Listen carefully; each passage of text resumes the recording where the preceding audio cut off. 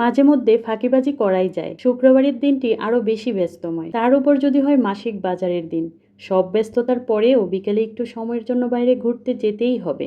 এমন একটা সময় ছিল যখন আমাকে ছাড়া বাজারে যাওয়ার কথা ভাবতই না, আর এখন আমার পরিবর্তে ওনার 2 মা বড় হয়ে গিয়েছে। এটা ছিল গত শুক্রবারের একটা ব্লগ।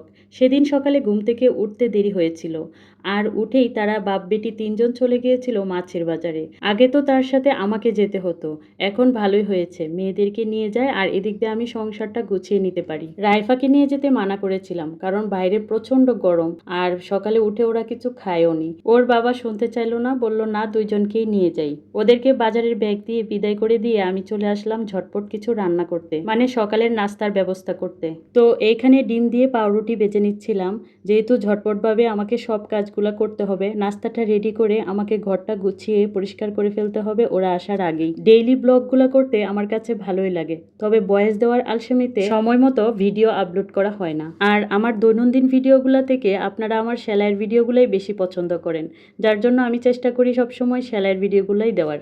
আপনারা যদি আমার লাইফস্টাইল ভিডিওগুলো পছন্দ করেন তাহলে অবশ্যই একটা কমেন্ট করে যাবেন। আপনাদের সুন্দর সুন্দর কমেন্টগুলো পড়লে ভিডিও করার উৎসাহ আরও বেড়ে যায়। যাই হোক, নাস্তাটা রেডি করার পর ভাবলাম সিঙ্কটা পরিষ্কার করে রাখি। বাজার করে নিয়ে আসার পর সবচেয়ে বেশি প্রয়োজন পড়বে এই বেসিংয়েই। প্রায় অনেকক্ষণ হয়ে গেল, তারা কিন্তু এখনো বাজার শেষ করে আসলো না।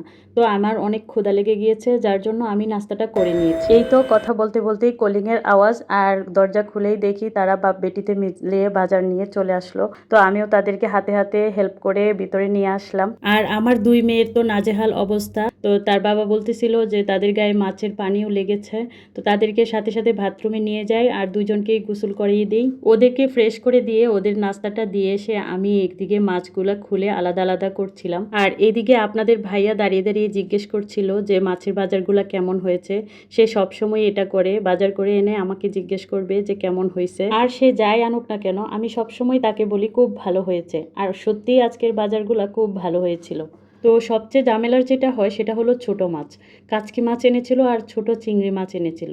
তো ছোট চিংড়ি মাছগুলো আমি নর্মাল ফ্রিজে রেখে দিয়েছি, যে আমার হেল্পিং হ্যান্ড আসলে ওকে দিয়ে আমি কুটিয়ে নেব। আর কাচকি মাছগুলো যেহেতু নরম হয়, তাই আমি অফ ক্যামেরায় সেগুলো বেছে পরিষ্কার করে আলাদা আলাদা করে বক্সে রেখে দিয়েছি ফ্রিজে। তারপর এখন কার্পো মাছগুলার আঁশগুলা ছাড়িয়ে নিচ্ছিলাম। আর এই মাছগুলা কুটতে গিয়ে আমার হাতের কি যে অবস্থা হয়েছে কি বলবো, কয়েক জায়গায় অনেক কেটে গিয়েছে। প্রতিবারই মাছের বাজার গুছাতে যেয়ে আমার হাতের কিন্তু খুব খারাপ অবস্থা হয়ে যায়। যাই হোক, অনেক কষ্টে এই মাছগুলা কুটেছি, আর এরই মধ্যে আমার হেল্পিং হ্যান্ডও চলে এসেছিল, তাকে দিয়েছি কিছু কাজ করার জন্য। তো ছোটো মাছগুলো ও বেছে দিচ্ছিল, আর সবগুলা মাছ মাংস আমি ধুয়ে গুছিয়ে নিয়েছি, আর এদিকে আমি রান্নাটাও গুছিয়ে নিয়েছি। যেদিন বাজার করে নিয়ে আসে আমি চেষ্টা করি সেদিন সব ধরনের মাছ থেকে অল্প অল্প করে ভেজে দেওয়ার জন্য, কারণ বাজার থেকে আনার পর ফ্রেশ মাছটা খেতে কিন্তু খুব ভালো লাগে, ফ্রিজে রাখার পর তেমন একটা ভালো লাগে না। আর ওইদিকে বাচ্চাদের জন্য চিকেন তো রান্নাই করতে হবে। তো মুরগির কলিজাগুলা যেহেতু নরম হয়ে যায় ফ্রিজে রাখার পর, যার জন্য ভাবলাম মুরগির কলিজাগুলার সাথে কিছু মাংস দিয়ে রান্না করে ফেলি। এদিকে রান্নাও করছি আর অফ ক্যামেরায় সব মাছ মাংসগুলা প্যাকেট করে ফ্রিজে গুছিয়ে রাখছি। সব কাজ গুছিয়ে ফ্রেশ হয়ে খেতে খেতে প্রায় 4টা বেজে গেল।